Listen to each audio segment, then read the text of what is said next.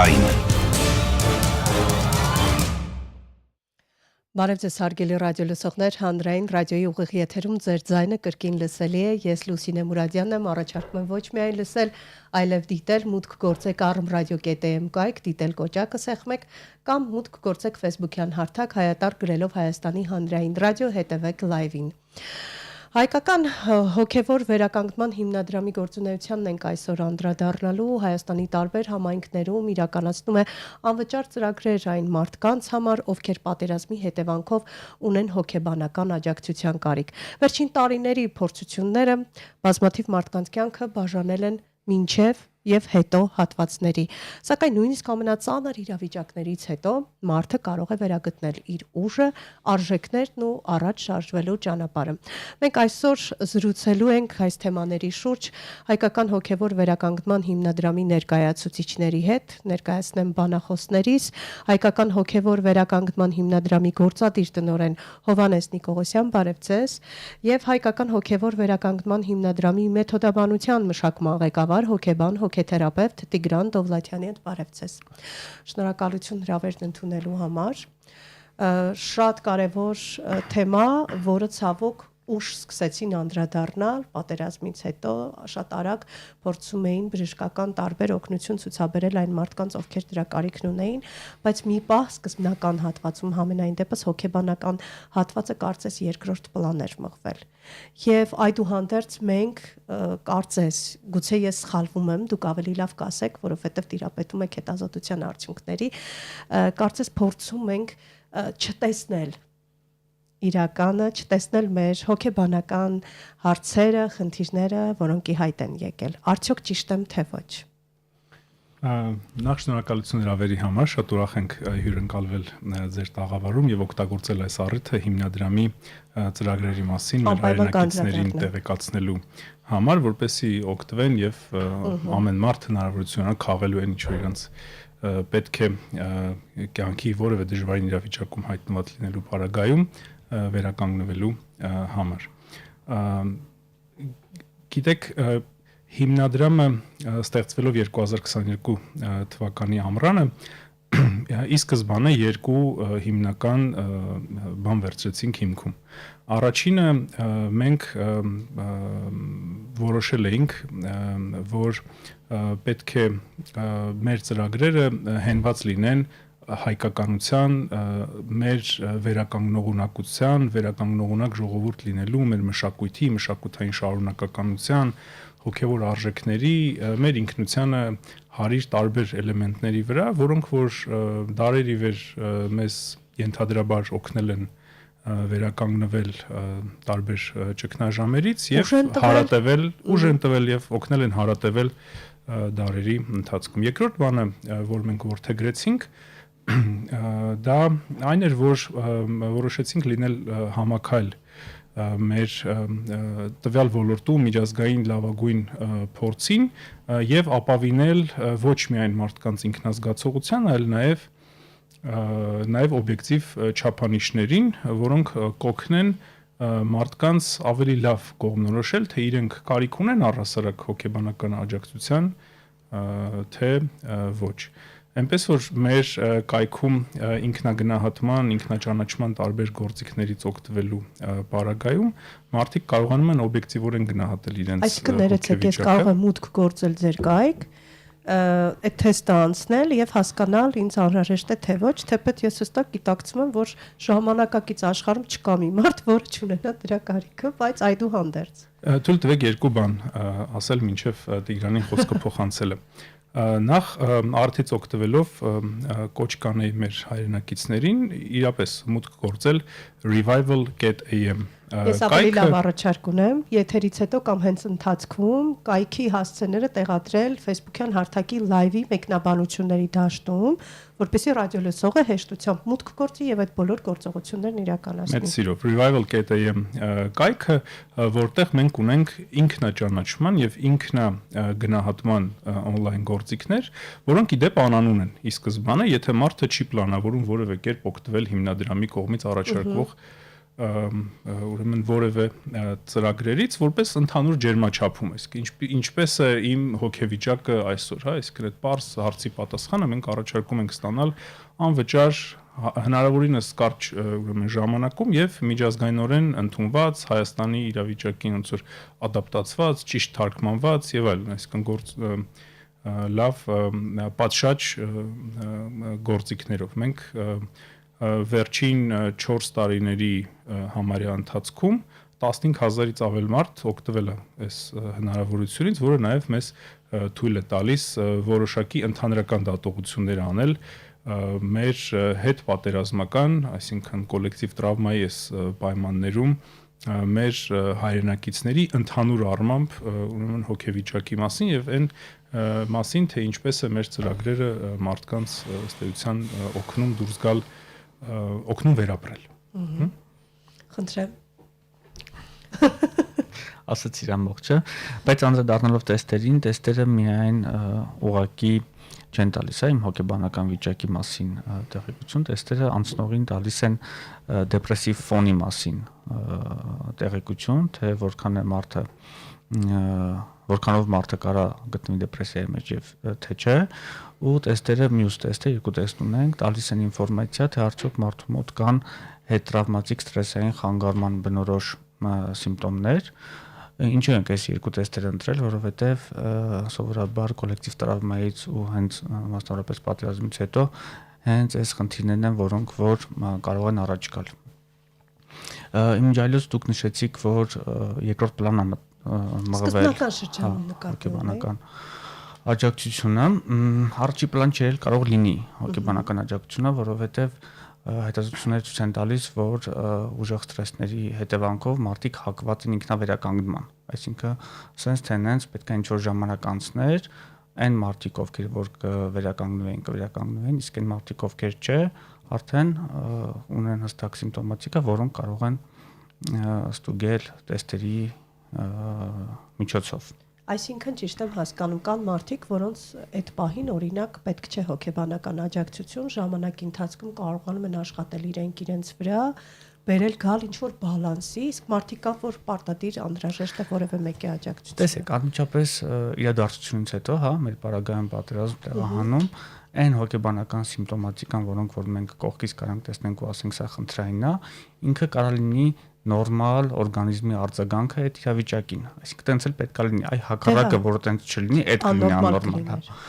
Ու երբ որ իրավիճակը անցնում է, հա, ստրեսորը ոնց որ վերանում է, ինչ որ ժամանակ հետո սովորաբար դա լինում է 6 ամսից 1 տարի, օրգանիզմը ինքնավերականգնում է մարդուն,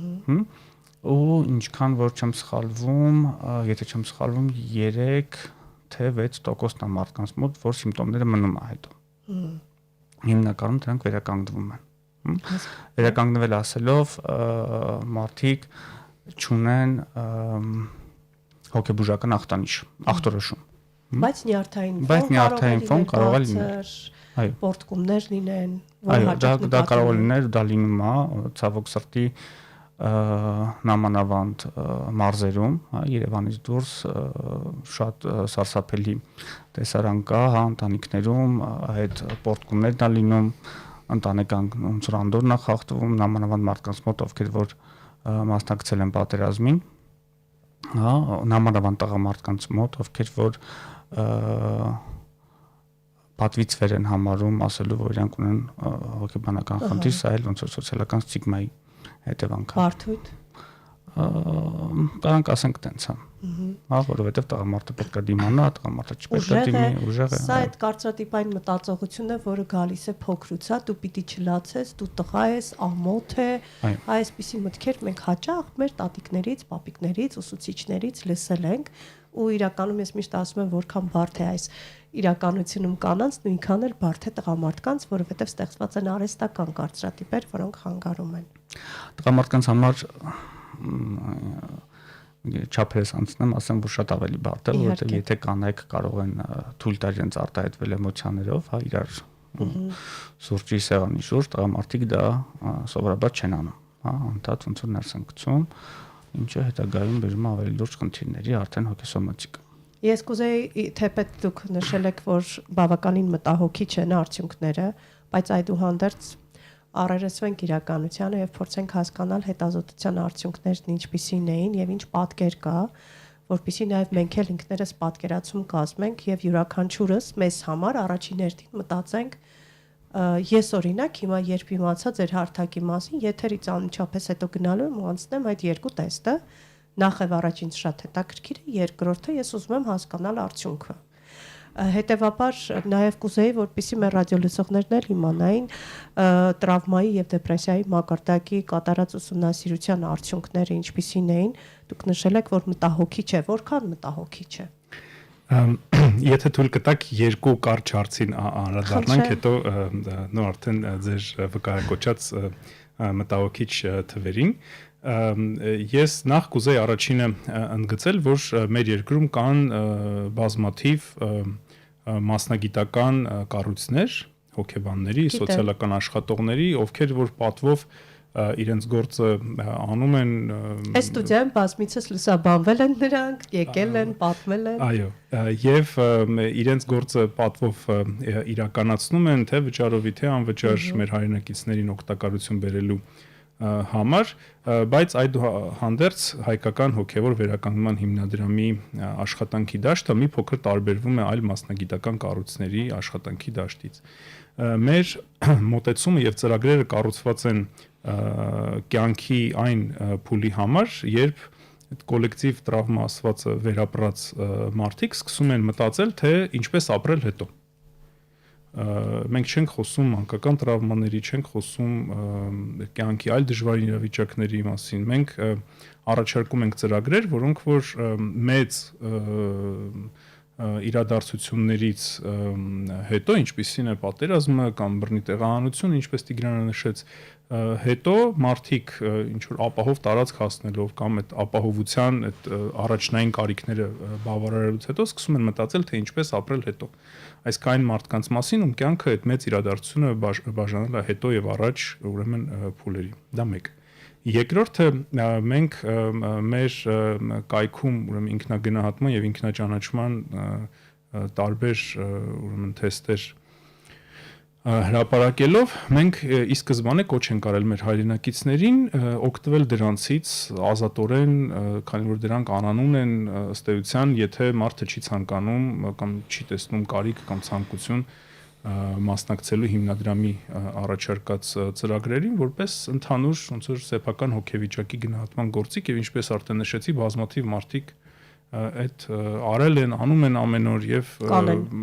հույսով եմ կանեն, որտեղ այդ հնարավորությունը իրենց համար է ըստ էության ստեղծված եւ դա մի բան է, որտեղ որ մենք այդ անանունությունը երաշխավորում ենք։ Երկրորդ, մենք նաեւ ապահով միջավայրն ենք երաշխավորում մեր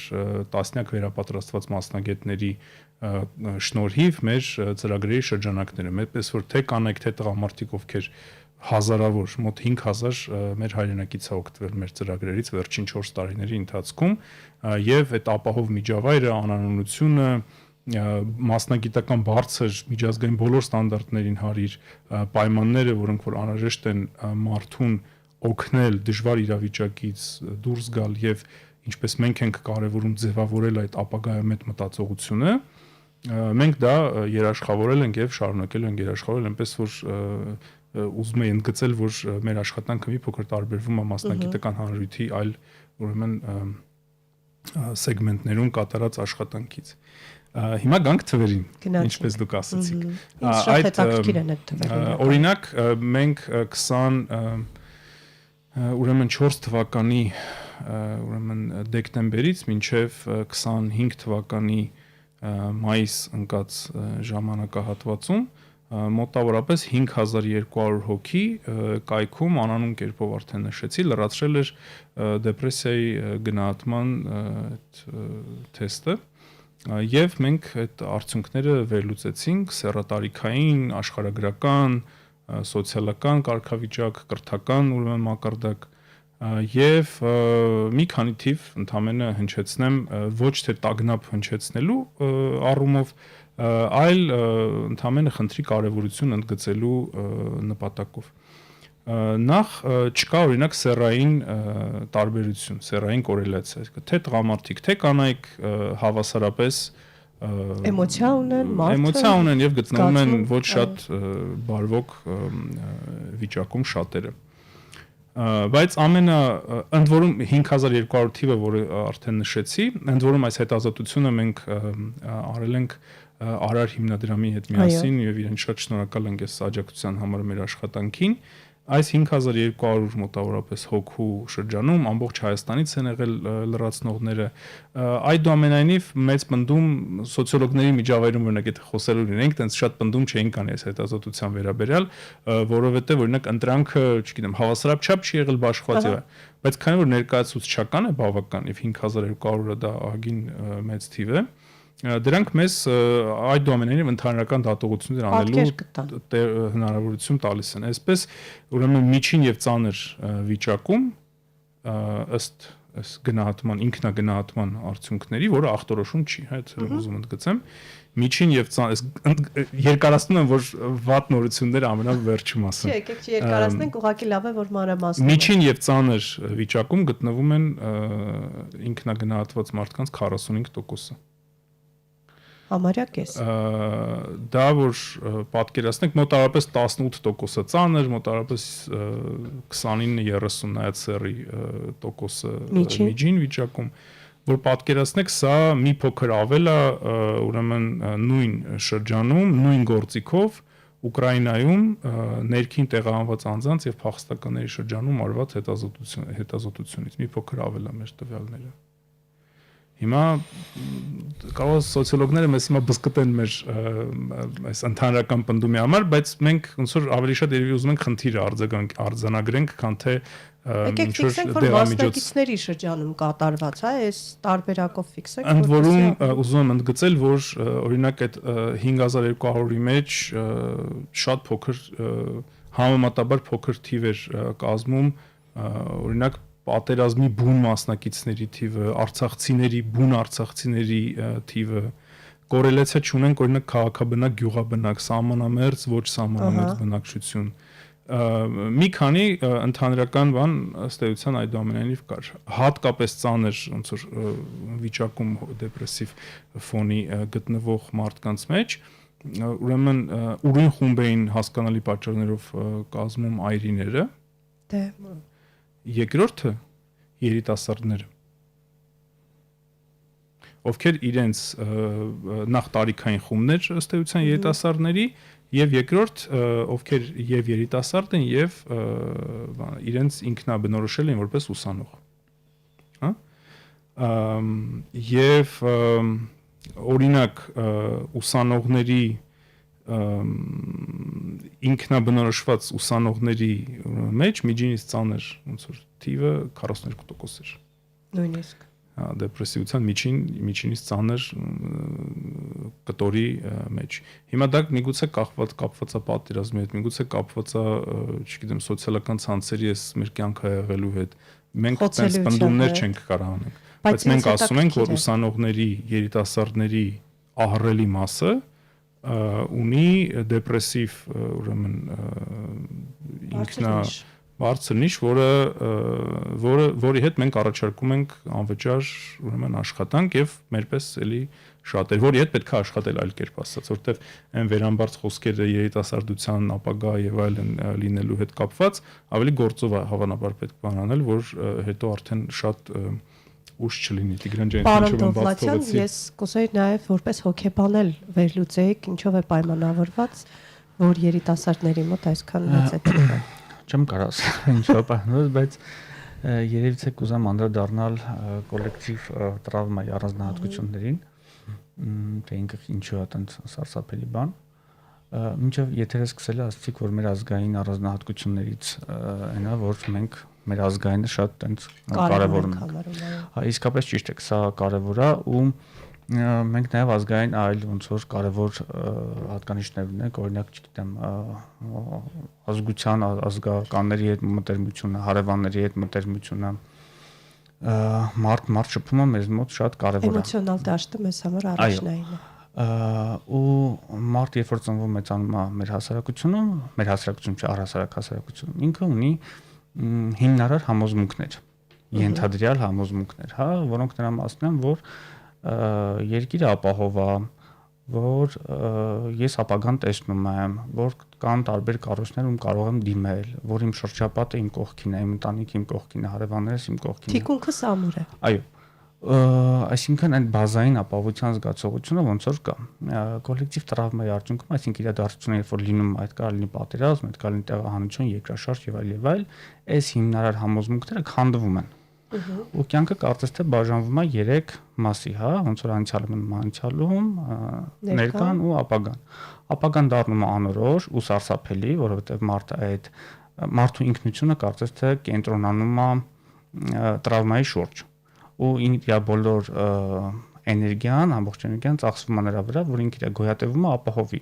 Ու քանի որ ապագան իր համար արդեն անորոշ է, սա իրանից արդեն տագնապ է ներկայացնում իր համար։ Սարսափելի է, երբ անորոշ է։ Ու քանի որ կտրվում է կապը անցյալի հետ, մարդը նաև չի կարողանում տեսնել, թե անցյալում ինչ ռեսուրսներ է ունեցել։ Լավ։ Ուստեղ նաև վնասվում է այդ պատկանելիության զգացողությունը, մարդը չի կարողանում համայնքի հարևանների այլ մարդկանց հետ ունենալ խորքային էմոցիոնալ հարաբերություններ։ Ու ինքը կարծես թե փակվում է, մեկուսանում է, մշակույթի հասարակությունը իր հերթին, հա, ոնց որ ստիգմավորում է այս մարդկանց, չգիտեմ, դու տղա ես կորցրել, դու չպետք է աշխատես, դու ես պետք է չանես, պետք է չանես, մարդը կամաց ոնց որ փակվում է իր ներսում։ Ու սա անկախ սոցիալական դիրքից, անկախ սեռից, անկախ, չգիտեմ, ազգությունից ոնց որ մեկը կպնելու է, եթե կա կոլեկտիվ տրավմա։ Մարդու մոտ կարող ենք ասել ոչ թե խոցվում է եսը, այլ խոցվում է մենքի զգացողությունը, մենքը կոտրվում է։ Ու հենց այս պատճառով ոնց որ հիմնադրամի աշխատանքներում շատ մեծ շեշտադրում ենք անում ու հենց ոնց որ այն հենասյուներից է, որ աշխատանքները իրականացվում են խմբային ձևաչափով։ Արդյունավետության համար հենց խմբային ձևաչափով, որպեսզի համ մարդկանց մոտ վերականգնվի ապահովության զգացողությունը, համ կոտրվի ստիգման, համ վերականգնվի այդ մենքի զգացողությունը։ Իսկ պատրաստ են մարդիկ խմբային աշխատանքի։ Այո, մենք ունենք նաև բարդություններ, չէ՞, այս մեր բացահայտումներից է, որ մինչև աշխատանքները սկսելը մենք ունենք այդ մտավախությունները, որ մարդիկ հարևան են, ազգական են եւ այլ, իրանք ոնց որ չեն կիսվի, չեն խոսի, կամ չեն, այո։ Նույն համայնքից են կամ չեն, բայց աշխատանքները ցույց տվեցին, որ բացի այն որ գալիս են իրենք մասնակցում են, նաև խրախուսում են ուրիշներին, որ իրանք էլ կան այդ խմբերին։ Կարիք ունեն։ Ու հա, հենց խմբային աշխատանքը շատ ֆանտաստիկ ոնց որ արդյունքներ է ցույց տվել։ Ինչու՞, որովհետև խմբային աշխատանքի ժամանակ նույն ցիկլի մեջով անցած մարդիկ, նույն տրավմայի մեջով անցած մարդիկ կիսվում են իրենց փորձառություններով։ Մարդը հասկանա, որ ես մենակ չեմ։ Ու իր պատմությունը սկսում է կիսվել այլ մարդկանց հետ։ Ու շատ մեծ շեշտադրվում նաև, ես որ ասացի սկզբում, անցյալի հետ կապն է, չէ՞, կտրվում, շատ մեծ շեշտադրվում հատուկ տեխնիկաների միջոցով այս կապը վերականգնելու։ Մարդիկ սկսում են նայել իրենց պատմությանը, համ մշակութային պատմությանը, համ անհատական պատմությանը, որպեսզի վերականգնվի պատմամշակութային պատկանելիության զգացողությունը։ Ու հենց ստեղ էլի խմբային աշխատանքը շատ կարևոր է, որովհետև մեկը մեկի անցյալի պատմության մեջ իր համար ռեսուրսներ է գտնում։ Ու վերջում ունենում ենք այդ կոլեկտիվ դիմակայություն ասվածը, հա, երբ որ համայնքը ձևավորում է դիմակայության մեխանիզմ իր համար, ու արդյունքը սրային է լինում, որ մարդիկ, այն որ ասում եմ, ապագան մշոտ են տեսնում, իրանք սկսում են ապագային վերաբերվել որպես հնարավորություն, այլ ոչ թե տագնապի աղբյուր։ Եթե կարողացա։ Կարողացաք շատ լավ բացատրել, հետաքրքիր բացահայտում էր ինձ համար, որ մարդիկ չեն ամաչել եւ խմբային թերապիան ստացվել է, ինչու, որովհետեւ նույնիսկ անհատի պարագայում մարդիկ ամաչում են դիմել հոգեբանի օգնությանը, եւ մենք այստեղ տեսանք մի հետաքրքիր կարծրատիպի կոտրում, որովհետեւ փաստորեն ձեզ մոտ ստացվել է։ Երևան եւ մարզեր, թեպետ դուք ասացիք, որ սերով չեք առանձնացրել մարզերով, բայց այդուհանդերձ մենք գիտենք, որ Երևանում խնդիրներն ու մտածողությունը մի քիչ այլ է, մարզերում բոլորովին այլ։ Եվ կուզեի նաեւ մի փոքր անդրադառնանք այդ շեշտադրումը նաեւ այդ ուղղությամբ անեինք։ Հարցից երկուս տեղված ով կպատասխանի։ Հիմնադրամի ծրագրերը շնորհակալություն արծի համար, մենք ի սկզբանե Երևանից չենք սկսել, որովհետև ինչպես դուք գիտեք, Երևանում ծառայությունները շատ ավելի մատչելի են։ Այո։ Մենք սկսել ենք մարզերից, Արագածոտն, Արմավիր, Տավուշ եւ այլն, այսինքն Շիրակ, Լոռի Եվ նոր հետո վերջում եկել ենք հասել ենք Երևան։ Մենք ծրագրերը ըստ էության առաջարկում ենք բոլոր այն համայնքներում, որտեղ մեր կողմից ստեղծված կայքում այդ ինքնագնահատման, ինքնաճանաչման մեխանիզմներով ձևավորվում են խմբեր, որտեղ որ կա ոչ միայն ցանկություն հիմնադրամի ծրագրերին մասնակցելու, այլ նաև դրա կարիք, ինչպես արդեն նշեցի, կարիքահեն մոտեցումը հիմնադրամի կարևոր հանգամանքներից մեկն է, եւ մենք աշխատում ենք ըստ էության բոլոր մարզերում, ունենք հիանալի վերապատրաստված մասնագետներ, վերջին խումբը Տիգրանի աչալուրջ ղեկավարության ներքո մենք ավարտեցինք այդ խմբի վերապատրաստումը փետրվար ամսին, բավական երկար, ինչու, որովհետև որակի ապահովումը մեր համար շատ կարևոր է եւ նաեւ հեղինակությունը բարձր պահել է հիմնադրամի եւ ինչու՞ չէ նաեւ այն մասնագետների, ովքեր որ մեր հետ աշխատում են, որտեւ այդ ապահով միջավայրը, այդ մարդկանց նկատմամբ վերաբերմունքը եւ իրենց ոնց որ ձեռքից բռնած ակետից մինչեւ իրոք բկետը տանելը մեր համար շատ կարևոր է։ Օրինակ, ձեզ մի թիվ էլ ասեմ, մեր նախորդ փուլում մեր մասնակիցների 28%-ը այլ մասնակիցներից մեր ծրագրերի մասին լսելով է եկել։ Մենք առանձնապես ջանք չենք ներդրել այդ մարդկանց գտնելու կամ արդյունավետությունը տեսել են եւ իրար փոխանցել։ Դա անշուշտ մեզ գոտեպնդում է եւ ոգևորում է։ Եվ որակ արդեն ասացի, մեր համար շատ կարևոր է ապահովել ոչ միայն Երևանում, այլ նաև Երևանից դուրս, շնորհիվ այն տասնյակ մեր վերապատրաստված հիանալի մասնագետների։ Էլի մարզերից եք եկել Երևան։ Այո, որովհետև մեր բախտը մի քիչ բերել է, որովհետև ինչպես արդեն նշեցի, կան տասնյակ մասնագիտական կառույցներ եւ լավ մասնագետներ, ովքեր իրենց գործը իրենց տեղում լավ անում են եւ մենք հույսով ենք, որ երկարաժամկետ անելու են։ Մեր գործը մի քիչ տարբերվում է եւ ես կուզեի միգուցե ռադիո լսողներին մեկ անգամ էլ սա ընդգծել։ Մենք ոչ թե շատ լավ, մենք ոչ թե աշխատում ենք այդ տրավմայի վերականգնում, բան, ամեն շատ པարզ է, հա, իսկ գիտության մեջ էլ է շատ པարզ։ Բայց մենք տեսնում ենք եւ ունենք տվյալներ պնդելու համար, որ այն ծրագրերը, ինչ որ մենք առաջարկում ենք մարդկանց, խմբային, համայնքային եւ այլն, դրանք օգնում են մարդկանց ձևավորել ապագայամետ մտածողություն, սեփական պատմությանը ապավինելով, ընտանիքի պատմությանը, մշակութային առանձնահատկություններին, որով որ մենք բոլորս ենք իրար հետ կիսում եւ այս ամեն ինչի հանրագումարն է այդ ապագայամետ մտածողության ձևավորումը, որը տրավման առաջինն է խաթարել։ Այդ կոլեկտիվ տրավման Տիգրանի նկարագրած առաջինն է խաթարել։ Եվ այս ապագայամետ մտածողությունը ունենք տվյալներ պնդելու համար, որ շատ արդյունավետ կերպով մարդուն օգնում է ինչպես ապրել հետո հարցի պատասխանը գտնել յուրովի, ամեն մեկը իր ձևով, ամեն մեկը իր ուրեմն ճանապարհն է գտնում, իսկ մենք ընդհանրապես պարտավոր ենք այդ մարդկանց շարունակել աջակցել, որպեսզի իրանք ուղիղ գծով քայլեն առաջ։ Պարոն Դովլաթյան, վերջին հարցս է երևի, որովհետև զուտ ժամանակ չունենք, հասարակությունը ամեն ինչ շատ ինչի կարիք ունի այս պահին հոգեբանական տեսանկյունից, բացի ապագան։ Մենք հասկացանք, որ ամենակարևորը ապագան ավելի ճիշտ տեսնելն է, եւ ասում են մարդուն շատ քիչ բան է անհրաժեշտ, չէ, թևեր առնելու համար։ Այստեղ որ ինքը մենակ չի։ Կարծում եմ, որ հասարակությունը այս պահին շատ կարիք ունի իրեն ապահով զգալու։ Հա, ապահովության զգացողությունը եթե վերականգնվի, մնացածը արդեն մարդու ունի այդ ռեսուրսները, որ կարող է, որովհետև եթե չկա ապահովության զգացողությունը, ռեսուրսները ծախսվում են այդ զգացողության ձևավորմանը։ Որովհետև դա բազային կարիք է, էլի մարդու համար ապահովությունը։ Իսկ արդյոք օգնում է մտածողությունը, որ ապագան ստեղծում ես դու քո։ Հենց հարցը է դա, որ եթե չկա ապահովություն, այդ մտածողությունն էլ չկա։ Հա։ Հասկացա։ Ես շնորհակալություն եմ հայտնում ձեզ հետաքրքիր զրույցի եւ շատ կարեւոր թիրախային process-ների իրագործման համար։ Երևի թե դուք եթե նայենք խմբային թերապիաների տեսանկյունից միակն եք, ենթադրում եմ, էլի վստահ չեմ, շատ մանրակրկիտ։ Խմբային ծառայություններ, հոգեբանական ծառայություններ կառույցներից ոչ, բայց այս ձևաչափով հոգևոր հոգեբանական որ պատմությանը ոնց որ պատմության մեջ փնտրում ռեսուրսներ ու ստացվում է, այո, միանք։ Մեր ծրագրերը կառուցված են հայկական այդ վերականգնող ունակության ԴՆԹ-ի վրա։ Այդ իմաստով մենք միակն ենք եւ այդ իմաստով մենք նորարարական ծրագրեր ենք ստեղծել եւ առաջարկում եւ առաջարկելու հետ այսու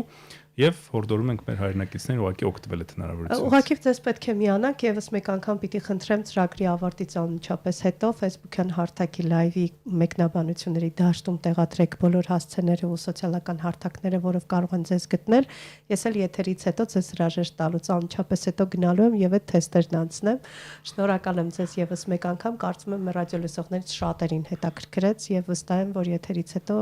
թեստերի մի շարք կավելանա միանգամից։ Հիշեցնեմ հարգելի ռադիոլսողներ, իմ զրուցակիցներն էին Հայկական հոգևոր վերականգնման հիմնադրամի գործադիր տնօրեն Հովհաննես Նիկողոսյանն ու Հայկական հոգևոր վերականգնման հիմնադրամի մեթոդաբանության մշակման ղեկավար հոգեբան հոգեթերապևտ Տիգրան Դովլաթյանը։ Եղեք ամուր, մնացեք Հանրայինի հետ, ես Լուսինե Մուրադյանն եմ եւ շնորհակալություն եմ հայտնում ուշադրության համար, ցտեսություն։